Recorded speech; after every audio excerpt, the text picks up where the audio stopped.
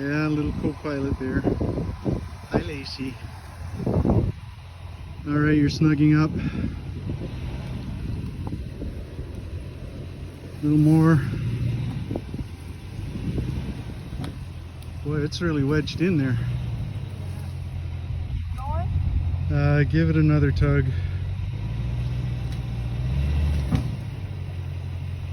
No, it don't want to come down that way. Okay, I'll have to tie up high and we'll have to pull it out from the top.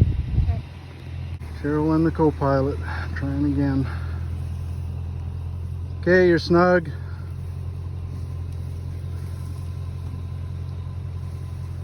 Keep coming. Keep coming. There we go.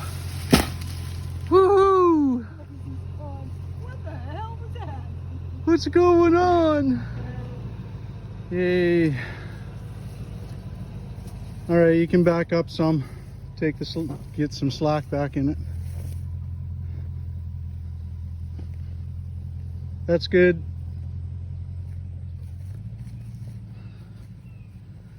So this is what's going on here.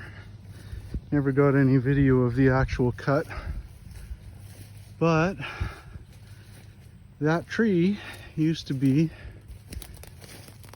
growing up out of there. So I did an angle cut like that into it, and then I cut from the back. That allowed the tree to slide out and into the ground. You can see where it's stuck in right there. So the reason I had to do it that way is because it was stuck up in all of those branches. It was surrounded by branches, which is also the reason why we had to pull it out the way that we did.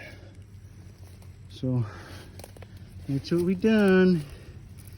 Used a running bowline knot on this thing so that it can be untied again afterwards.